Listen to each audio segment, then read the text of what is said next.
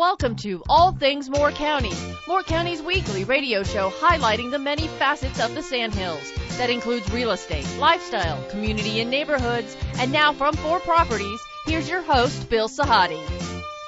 Good morning and welcome to the talk show, All Things Moore County. And for those who listen to the show, they almost always know I start the show by saying, good morning, Dorothy. Good morning, Bill. But I don't always tell people your full name. And nope. It's Dorothy Mcleish. Yep. Dorothy is the engineer, and she and I have been working together for a couple of years now. At least. I don't know how many, but quite a few. Enough. And I thought today it would be appropriate, since we're at the end of the year and Dorothy has been the engineer on all the shows, we were going to kind of do a recap of some of the best shows of 2017. Boy, we had a list this year, too. And lots of different themes. Oh, yeah. We had a lot of good shows this year. Yeah, we did. We ran the gambit. Schools, students. Lots of students. Newcomers to the area, nonprofit groups. There's some very, very compelling people in Moore County, and we've been fortunate to have a lot of them on of every age. Oh, yeah. They've run the gambit from, middle school on up to retirement and beyond, almost. That's right. I mean, everybody's been involved this year. We're going to run through a couple of shows and talk a little bit about them as we go. There were so many good shows this year, and we couldn't possibly include all of them. No, we'd need a couple of weeks of going through old shows. Last January, we started the year. We had Rachel and Pete Hernandez come on the show with John Tampa, and we had a show called Navigating Toxic Relationships. Yes. And it was you remember that show? I do remember that show. We had all shared in working with the same client with the same results. And there were 2 or 3 other brokers who had also had a similar experience.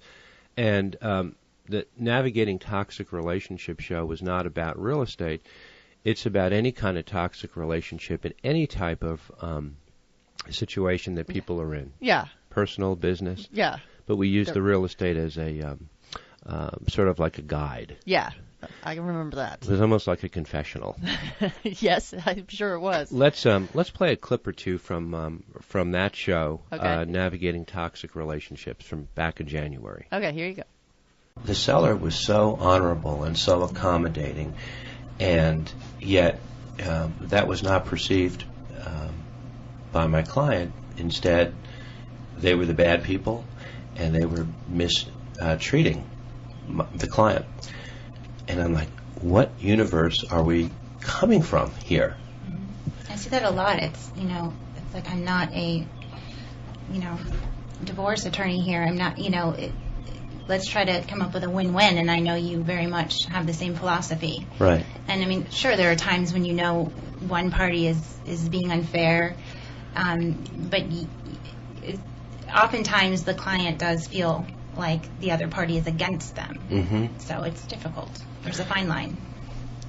One of the things about Pete and Rachel is I know they give 100% and they do it from their heart, and they're trying to help somebody. And any byproduct of working with somebody, if there's compensation, that's fine. But the effort is genuine, it's heartfelt. And that's the one reason why when I heard all the things that were said in a negative way, I didn't have a red flag big enough to stick in the back of my pants or in the back of my car to drive around with, because I said, I have to just really pay attention. And sometimes we pay attention and then all of a sudden we forget about it. Yeah, and I mean, it's the same thing from when I met the client when they came to me. And, there's a part of me that thought, well, maybe they're misunderstood. Maybe I can communicate better. Maybe I can, reach them, meet them where they are. And then you just have to realize, I'm not Jesus. I can't save this person or this. You couldn't save her? No. Gosh. No, couldn't do it.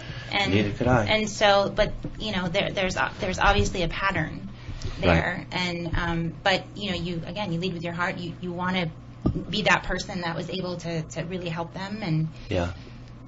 But yeah, we know how that ended up. Pete, I don't know if you work do you work directly with the same clients, or do you break it up based on personality? Or Yes, Bill. As a matter of fact, with this particular client, Rachel passed the baton to me. She couldn't take it anymore. She had I hope no one's listening to this right now. She had reached the end of her rope, and yeah, I figured that I could handle this client because of my background and experience dealing with difficult people. Right. And, Let me just say, when you know you're reaching the end of the rope, you're responding in a way that is not your best. It brings out the worst version of yourself. And when that happens, problems. John, Rachel said something that I think I shared with you, and I'm not quite sure exactly how you said it, but I didn't forget it. She said, when I was in that situation and trying to be a helper, I felt bad about myself. I didn't feel good. I don't know how you said it. Do you recall? Can you say it on the radio? I guess it was, I don't remember, Okay. but something like that. Yeah. But probably a lot more eloquent than how you just put it. But he took over for me, and he's so much more patient.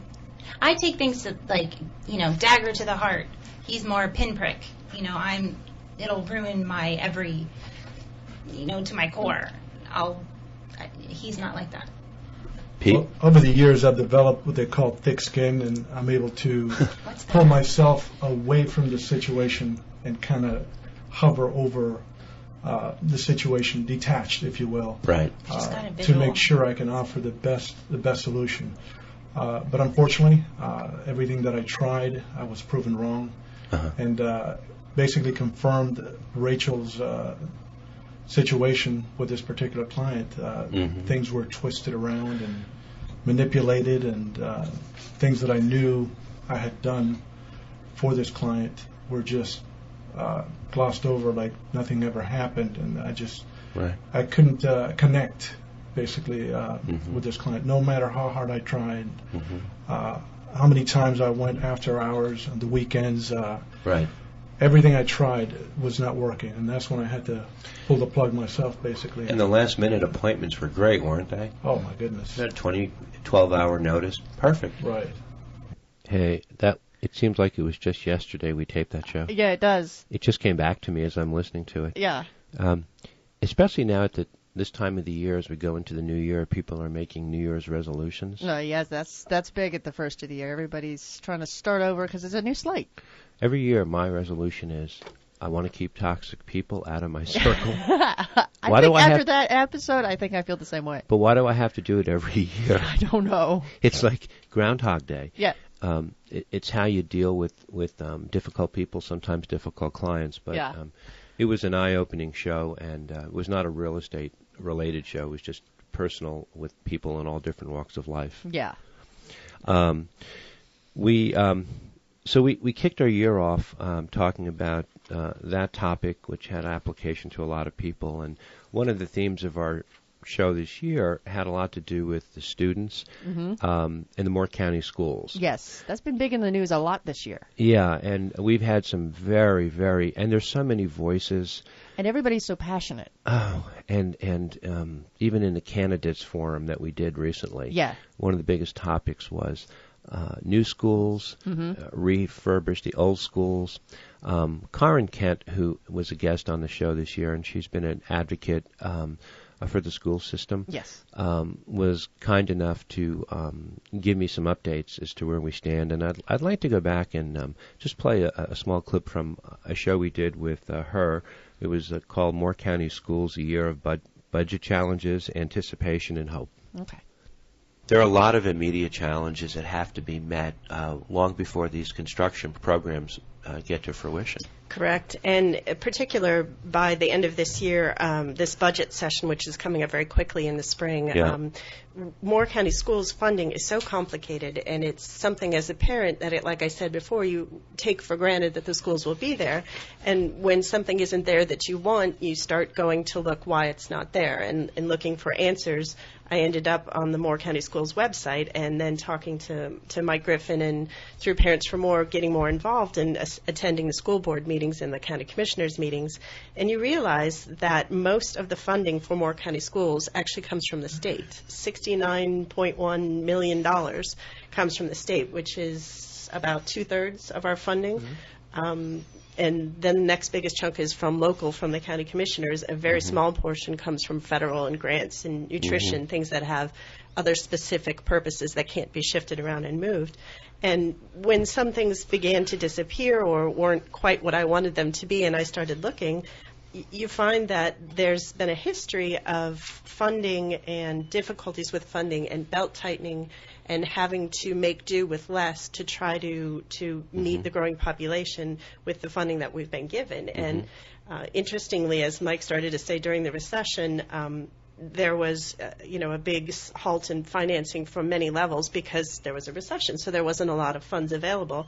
Moore County Schools had been very careful to put aside money and try to trim their budget, and some federal stimulus funds had come through, and so Moore County Schools was able to build up a fund balance, which is like a savings account, and build it up to use it, knowing that in the next few years that funding cuts were coming, growth was coming, more money was going to be needed, and yet there wasn't going to be much more revenue. So they did an excellent job of saving for a rainy day, but unfortunately it's been raining since about 2012. So that's a great word picture.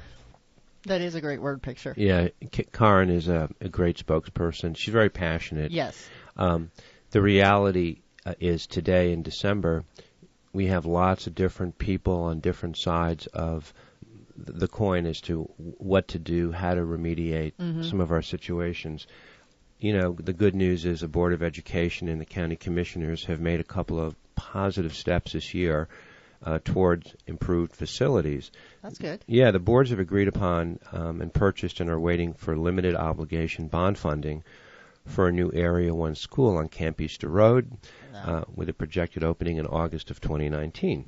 That's not too far away. And the county commissioners have agreed to put a request to the voters in May of 2018 for a general obligation bond. And if it's approved by the voters, this $103 million bond would aid construction of Aberdeen Elementary, Southern Pines Elementary, and Pinehurst Elementary schools starting in the spring of 2018. Unfortunately, the state funding stream has not improved as of yet, so this is a problem that's going to come up again this year at budget time, and it's going to cause a lot of agita. But if people just stood back and looked at the big picture, how many times have we talked on the show about the changing demographics? Yeah. No. Too many to count. I don't have enough fingers. So that the changing demographics mean that schools are probably, and especially from a real estate point of view, because real estate brokers are sometimes the first point of contact with young families. We spend way more time talking about schools than we do about golf memberships. Oh, I don't doubt it. Especially if you've got young families or families without kids or thinking about kids, because that is something as a family you've got to worry about. Yeah. The kind of education your children are going to get, and the next generation coming up. Whether you've got kids or not, schools are important because that's the next generation. We've got to make sure they're smart enough to take care of us when we're old and gray. Do you remember in the when we talked to the Southern Pines Town Council, Pinehurst, and Aberdeen? One of the biggest topics before the election in November were schools. Yes. And what to do. So, stay tuned in 2018. Karen's agreed to come on and talk with us again and bring us up to date. And for people who would like to, they can go to the Moore County School website. And CFO Mike Bundy gave a summary presentation on the budget pressures at the December 4th meeting just about 2 weeks ago. Yeah. And they can actually read that there. So that's going to be a topic going forward that we're probably going to be spending some more time on. I'm sure. In 2018. One of the other themes and one of the fun shows that we get to do this year is when we have newcomers. Yes. To the area. Yes. I love hearing the opinions of folks who come to this area from wherever, whether it's California or New York or, in the Midwest somewhere, how they come and truly enjoy this area. Nick and Marshburn Stone were on earlier this year. They moved into Southern Pines. Tom and Felicita Stone came from Florida and moved into Pinehurst. And Cara and John Caparelli have bought a home here in the historic area of downtown Southern Pines. Yeah, I remember them. Great couple. And after all these years, clearly still in love, and they have 3 daughters, and they're looking to move out of Larchmont, New York, and they don't play golf, but they want it to be in Moore County. Let's play a clip from their show. Okay, here we go. I don't know, you started to look around different areas, not just in Moore County, but you looked in different parts of North Carolina, I believe. Yes.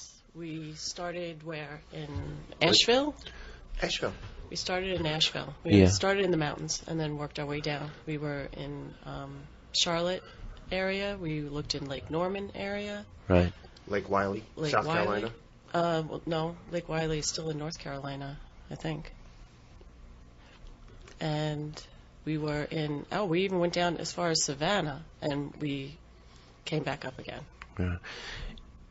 How did you come to know Moore County? John, you picked Moore County. You picked Pinehurst. Right. We started with the idea of moving to Pinehurst, and that's when we met you. Right. And you took us around all the areas, Knollwood, Pinehurst, Southern Pines, Aberdeen, all over, and Southern Pines was what we were looking for. Yeah. Right. After we had that conversation in your office. Right. You know, we first drove in to the area. We were staying at in Raleigh. We flew into Raleigh. We looked at Cary and... Oh, yeah, that's right. Cary. We went down that area as well. Right. Then we took the drive an hour to come to your office. Right. And we met sat me there. And decided to leave as quickly as you possibly could. Well, at first. Right. That was the first instinct, right. But then you kind of like grew on us. So yeah, like a cancer cell, right. Like algae. Yeah, like algae. But after an hour conversation in your office, you said, I think that you're going to like Southern Pines. And you were right. You know, Southern Pines was what we were looking for. We just didn't know it until we saw it. Right. You seem to find lots of New Yorkers to bring in here, and they're all great people. They are great people. People from the Northeast, people even from the Deep South who had migrated from the Northeast. Yeah. They wind up here. Yes. And it's nice to hear that they looked at so many other larger cities and populated areas, and they chose, little old Moore County to make their home in. It goes back to what we say so many times on the show, that people are drawn to this area because it reminds them of the towns they grew up in as kids. Mm-hmm. And that's one of the joys of doing the show and getting to speak with these people who are willing to come on and speak. We're going to come back in the second set. We have a bunch more shows to go back and review for the year. This is All Things Moore County.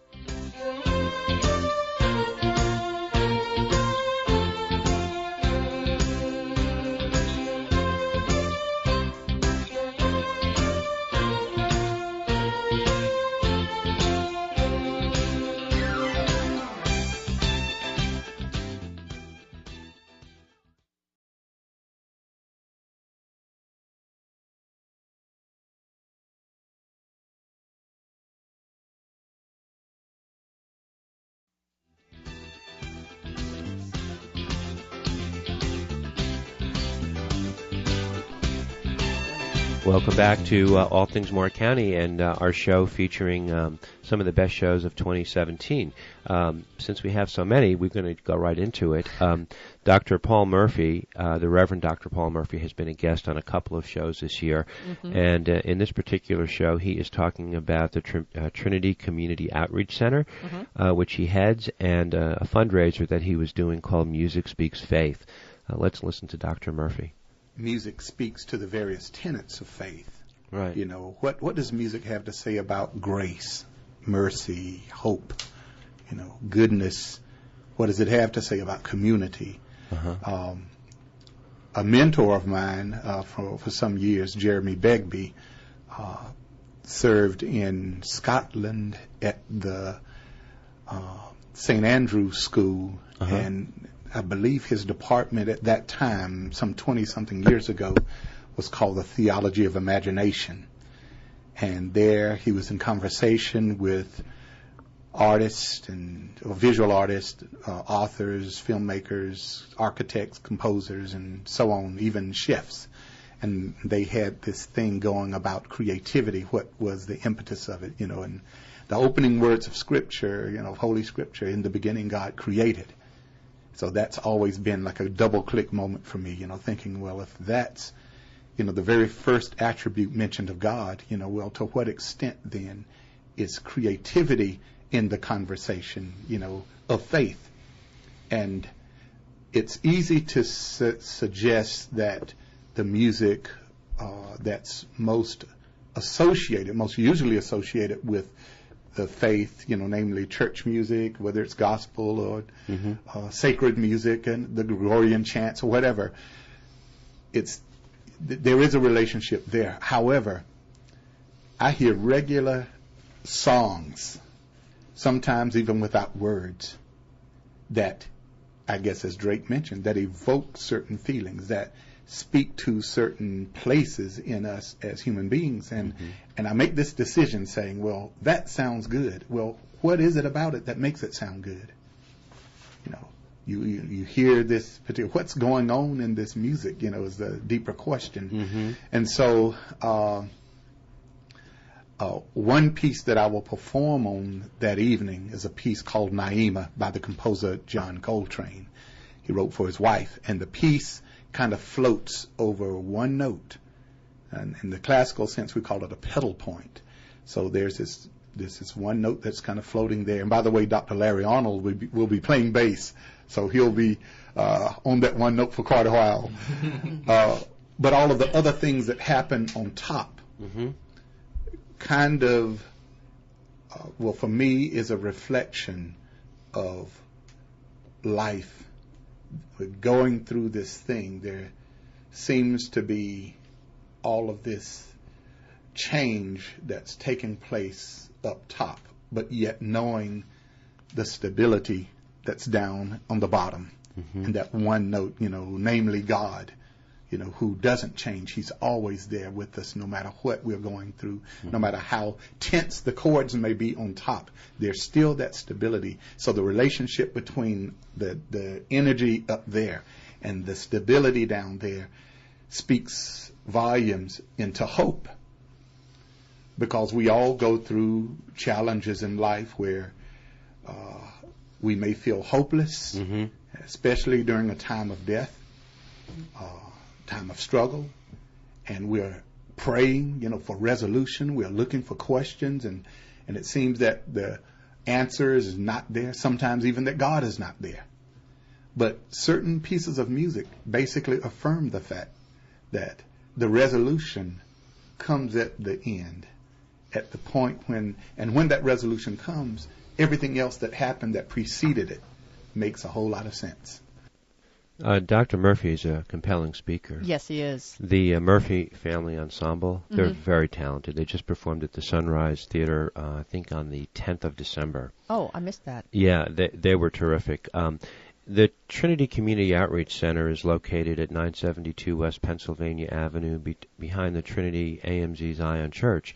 Anita Emery, who is a real estate broker and a friend, has worked very closely with the Trinity Community Outreach Center. They do a lot of good work, and she was just named, I guess she got a citizenship award from the Realtor Association. She should get it every year. It should just be like an automatic. They shouldn't even have anyone else run. That's how committed she is. Wow. Yeah. It was a very a good show, and if you can listen to the Murphy Family Ensemble, they're well worth hearing. Sure. We go from Trinity Community Outreach Center to Fran Tarkenton, who was a Hall of Fame NFL quarterback, who was on the show as a phone-in guest with Imelda Kaufman talking about Legal Shield. Fran Tarkenton is the epitome of a professional athlete who took his skills and his skill sets past retirement and created a new identity, a very successful business model, and his energy. He's got to be 72 now. I have no idea, but yeah, I'm sure he's up there. Let's listen to what Fran says, because his advice applies to so many people in different areas. Yes, Fran Tarkenton, NFL Hall of Fame quarterback.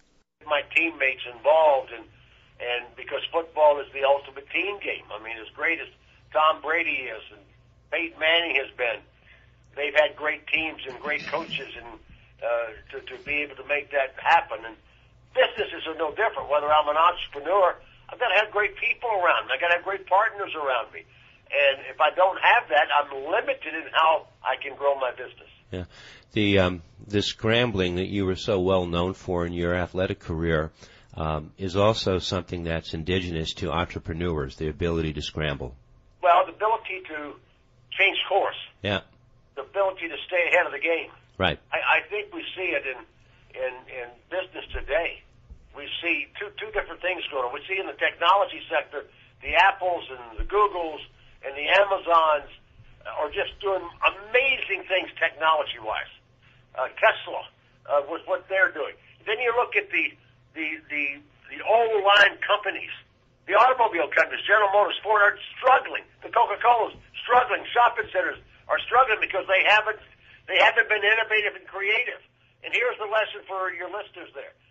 I don't care what size business you're in, entrepreneur, you're a one-person company, or you've got 5 employees, or you got 1,000 employees. You got to reinvent yourself every day. You got to push that envelope. You got to leverage technology. You got to have good ideas, and make sure that you have products and services that your customers really need and can make them better. Mm-hmm. And that's what I was as a football player. I was the first quarterback to be called a scrambler. I was the first quarterback to run as much as I threw. And so when I finished my career in football, I set all the records for passing yards, and I set all the records for rushing yards of a quarterback. Mm-hmm. Not because I was so physically endowed. I pushed the envelope and leveraged ideas and mentoring and coaching. I had great coaches, and I was coachable to be able to put these things in place. Inspiring. Fran Tarkenton was good. I remember watching him as a kid playing football, and it was a treat for me to talk with him. And he is inspiring, and he talks about success formulas. Mm-hmm. And I see so many people who don't do what he says, and I see people who do. Yeah, you can tell the difference of somebody who is constantly trying to go with the flow of what the public or your customers want. Yeah. Because when you get stuck in that rut, you end up getting buried. It was a privilege to have him on the show and talk with him. How are we doing on time? We got a few more minutes before we come to our next break. Okay, let's squeeze in. I want to feature the Ruth Pauley lecture series, which we did in September. Yes. They have a lot of people that come on that Ruth Pauley lecture series. It's something people need to know more about it, because it's in some ways it's a secret in the Sandhills. It is. It's one of those little hidden gems that I don't think a whole lot of people know about. The Ruth Pauley lecture series. Let's tune in. Okay. The demographics in Moore County have changed so much in the last 10 or 15 years. For people who might not be aware of the Ruth Pauley lecture series, let me just read just a couple of the past speakers that have been here. It shocked me when I read it. Maya Angelou, Patty Duke, David Gergen, Newt Gingrich, Robert F. Kennedy Jr., Jane Goodall, George McGovern, Ralph Nader, Jack Nicklaus. I mean, this is just to name a few, and I'm not denigrating anyone else on this list, but I looked at, and my jaw dropped. Julian Bond, Frank DeFord, who I think just recently passed away, and they've all come to Moore County, and they've all who bears the cost of this, bringing these people here to speak? Because there's no charge to the public. It's a first come, first served basis. Well, happily, some people come free. Because I would hope, because we know someone, or we know someone who knows someone, and they will ask them. And some of these people, command huge fees if they were charging us. Sure. But they come out of the goodness of their heart, and we're very fortunate that way. But we also have a very limited amount of money. We have 4 relatively small endowments, and we get maybe $2,000 or $3,000 a year from each of the 4 endowments. And we get some money from program ads, and then we have donors who contribute every year. And every once in a while, we'll have a special gift by someone who would like someone to speak here. Wow. Thank you. The Ruth Pauley Lecture Series, by the way, is free to the public, and the mission of the series is to deepen society's understanding of key issues and encourage public participation in their resolution. Next year in 2018, I hope people get out to see one of the speakers. Yes, they can always go on the Sand Hills Community College website and I think find a lineup there. Oh, that's true. So if somebody is there that's interesting, they can make it a point to go see them. We're going to come back in the third set, reviewing some more of the best shows of 2017.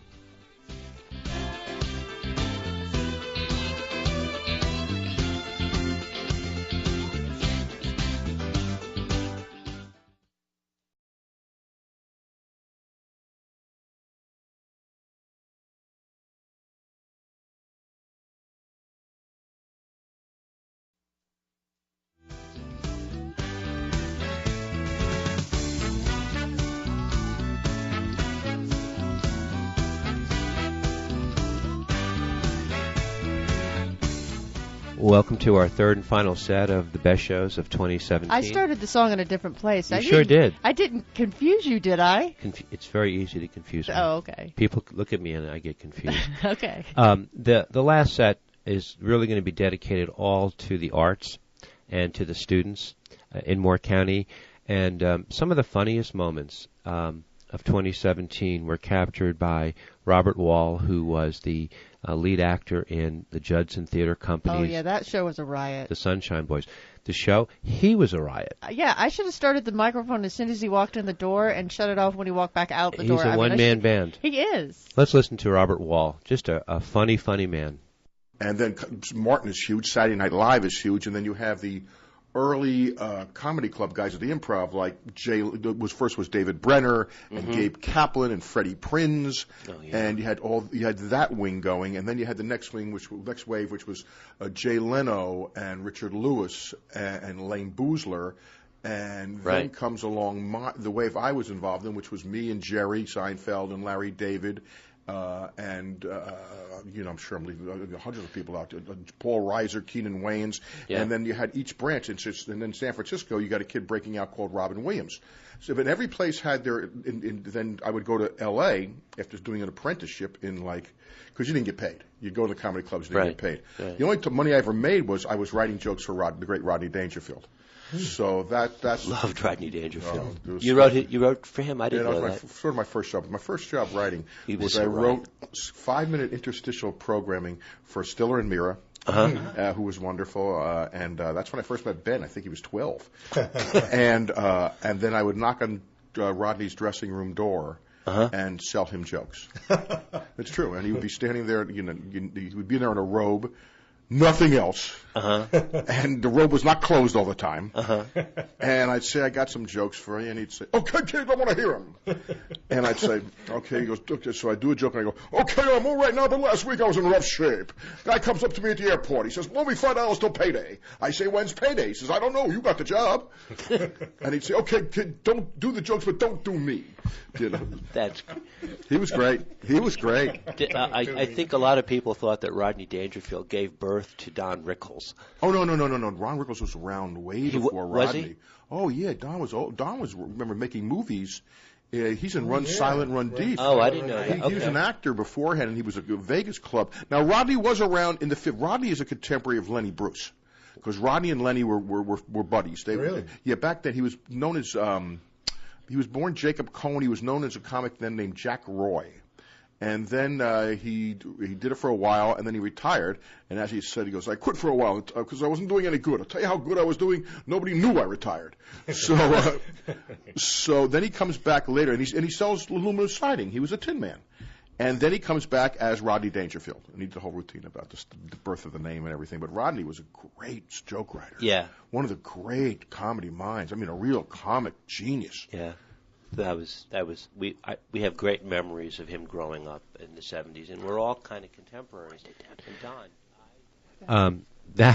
That was Robert Wall from the Sunshine Boys. He was a riot. Yes, he was a riot. It was a blast. And Don Most was great. His co-star, but a different type of mentality. But Morgan Sills always does a great job when he comes here with the Judson Theater Company. Yes, he finds some true talent. We've had Peggy Taphorn on this year, who is the executive producer of the Temple Theater up in Sanford. Okay. And one of the most courageous ladies I know. She runs a beautiful theater. Yes. I don't know. I mean, I don't know when she ever takes any time off. I think she plugs herself into the wall at night because I don't know how else she could get so much energy. There's a lot of entertainment to be had at very reasonable prices here, whether it be the Temple Theater, whether it be the Judson Theater Company, right here in Moore County. So they were a special show. Mm-hmm. Sticking with the arts. Oh, and Judson Theater had on. They did the show Then There Were None. Yes. With Allison Ingram. Yes. Who was known as Nellie. From Little House on the Prairie. Yeah, Little House on the Prairie. Yeah. And she was in earlier in the year, and she was a riot too. She really was, and I didn't know she was a comedian, and she is. She pokes fun at herself. Oh, she kind of has to. If you've ever watched Little House on the Prairie, she was a bad girl. Yeah, with the part she had to play and the person she had to be, you got to pick. Not be serious with yourself, otherwise you're going to grow up, or she would have grown up, for people hating her. So being neurotic or whatever. Most people, she's that character everybody loves to hate. Right. That's right. But her as a person, she's a great person. She was great. She was fun to be with. Yeah, she was terrific. We also had towards the end of the year a couple of shows, which, by the way, we had videotaped. Yes. Which was a real treat, and I have to pay kudos to Carolina Full Motion. Yeah. They come in and do a great job when we videotape, and we try to. It seems like when we videotape, it's always the students. Yes, you like to put the students in front of the camera, and they don't seem to object to being in front of the camera. Now, if I were them, I would be like, put a paper bag over my head. You can record my voice, but don't take my picture. We have some very impressive students in Moore County, and we're going to highlight a couple of them right now.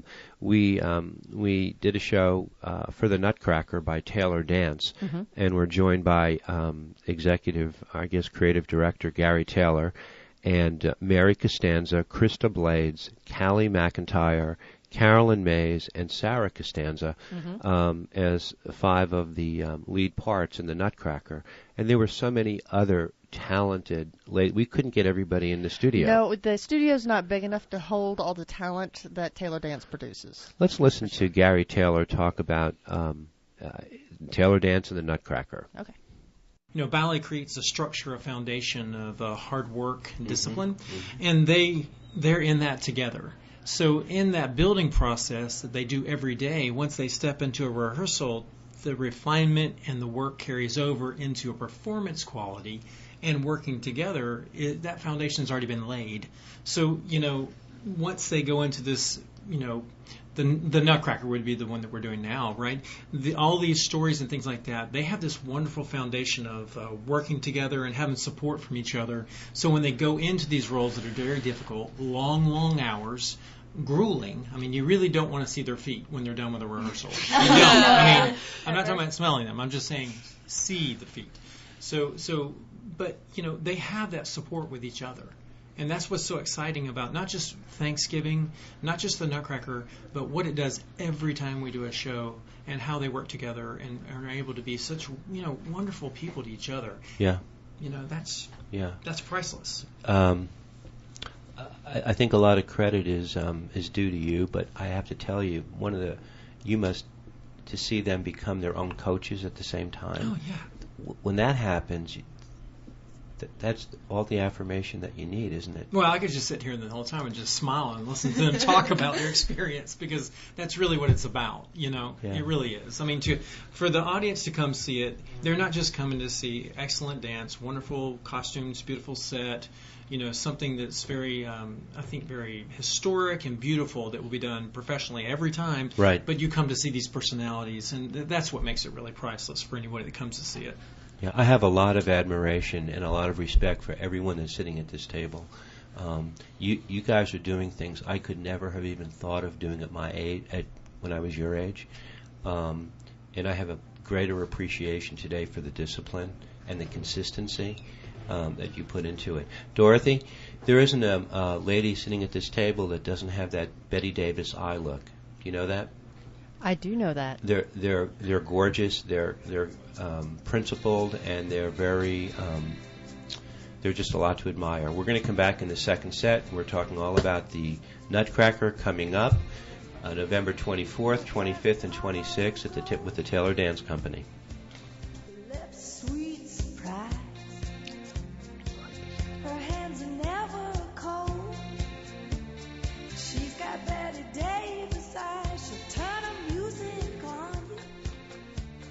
That was the Taylor Dance Company, the Nutcracker, and as I'm listening to that, I stood in awe of those 5 young ladies. They're pretty impressive, and the work that they put in for some, girls so young, they put on an impressive show. When I grew up as a 15, 16-year-old kid, it was all about the boys, and we didn't pay attention to the girls, and now I think I'm loaded with guilt and remorse, and I see these bright young women, young ladies who have so much courage. And they need to be completely recognized as if they were a football star or the point guard on the basketball team. Yeah.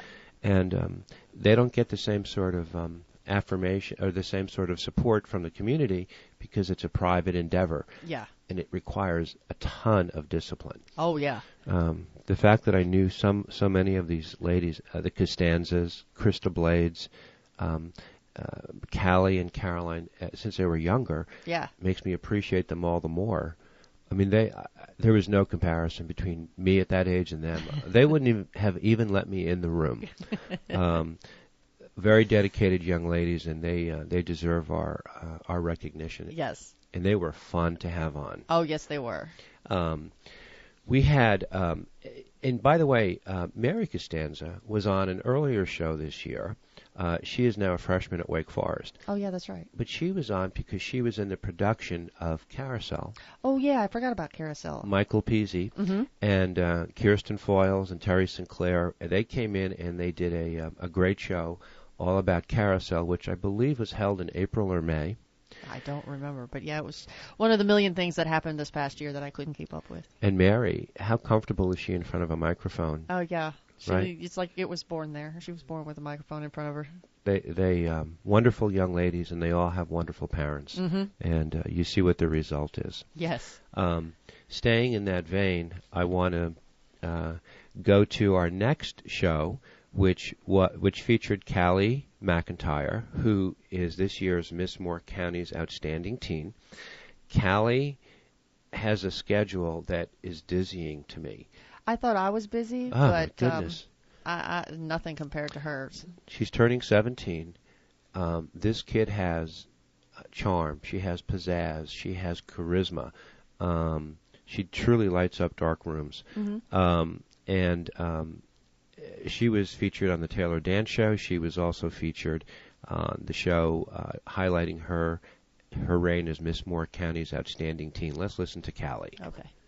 How does it feel? We talked a little bit about role models in your life. How does it feel, because you are now a role model for a lot of the younger girls, elementary, middle school. Do you realize that you are? I do, and it's something that I take super seriously, because even when I don't have my crown on, or when, like I said, I'm walking to Walmart, or even in school, I still have to act as a role model. Even on social media, I make sure that everything I like or I comment on is appropriate, because not only is the internet forever, but little girls have Instagram and Facebook and Snapchat now, and they're seeing what I post, and if I'm posting something that's not age appropriate, then they're going to go and do the same thing, because I've always shadowed my role models growing up, and thankfully they were good ones. Your comment about appropriateness is, I know adults who are not appropriate on social media. Me too. It's crazy. Yes. I mean, but you have to toe the line no matter who you're speaking to, whether someone's watching or not, right. Because you're a public figure. I read one on your website, Crowning Purpose. Yes. When did you put that website together?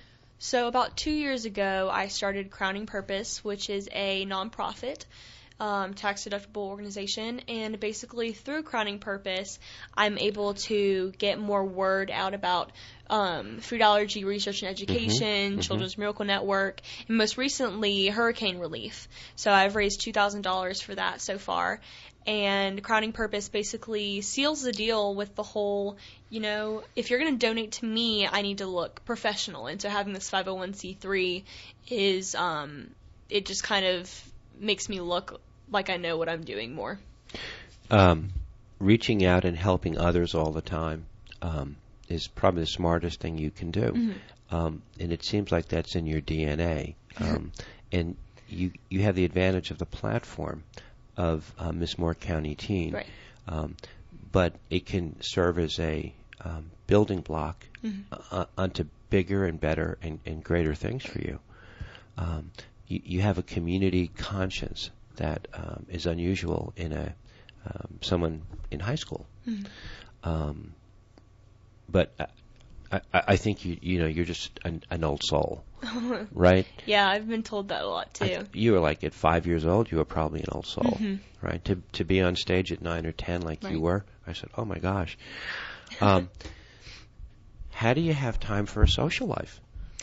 Well, sometimes I don't. It just depends on the season. Like right now, on Fridays usually I'm free. So Fridays I'll go to a football game or hang out with friends, but during the week, I really don't have much of a social life because it's school from 8:45, and now I have these 7 a.m. rehearsals with Adam Thaw, so sometimes it's 7 o'clock to 3:45, and then I have a little bit of a break between dance, but usually during that break I'm doing voice lessons, and then I don't get home until sometimes 9:30 at night, so there's really no social life with now taking 3 AP classes, which I got a 95 on my first AP psychology test today, so maybe I should be a psychiatrist. How do students, your peers, how do they react to your role, your title? Do you get much feedback? Some people roll their eyes at it because they think it's for attention or because it's not me being true to, my community service. They're kind of like, oh gosh, here she goes again, like with the book, with the bill, and now she's dressing up like princesses. Like, how much more attention can this girl get, And it's not for the attention. I think a lot, quite honestly. I think you have a lot more to get. It's not for the attention. It's because I don't like being bored, and I like making a change. As I listened to that, I was trying to remember at what point she was speaking. I wanted to ask her for her autograph.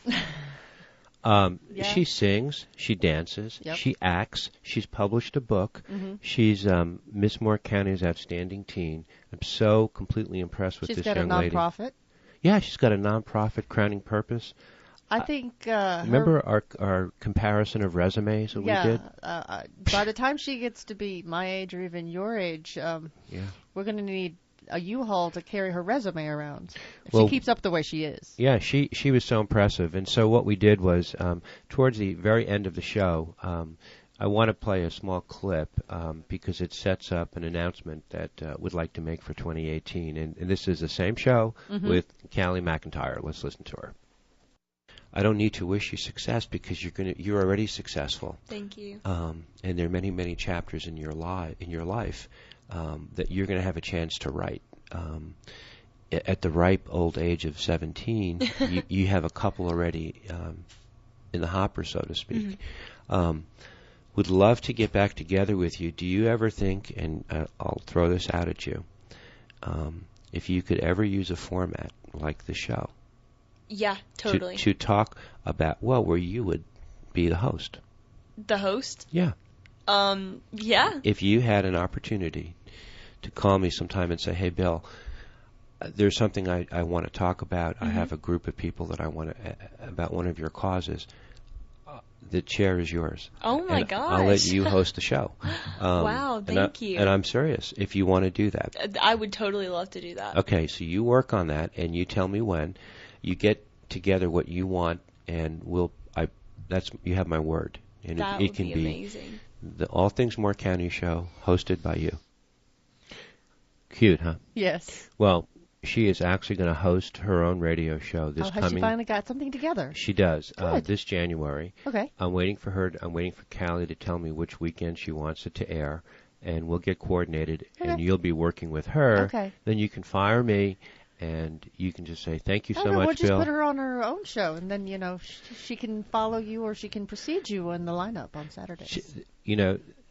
I don't think she's ever seen a challenge that she didn't welcome with open arms. It's just the way she is wired. She's just a wonderful kid. Yeah, she does do a bunch of good things, a lot of good things. We hope in 2018 we can draw back on some similar memories, and we're looking forward to 2018. And we have podcasts of all the shows. Yes, going all the way back to the beginning, right? Yeah, at allthingsmorecounty.com. People can go back and listen to any of the shows that we've done over the years. And there's a lot of them. There are a lot of them, and it's a privilege to be able to host a show. Well, I'm glad to be a part of it. Yeah, and a very big part of it. And, what we say, Moore County is a great place to live, and we try to make that happen every time we have a show. Yes. So we'll look forward to seeing you in 2018, and we'll do this again. Okay, we sure will. Thanks, Dorothy. Thanks so much. You're welcome.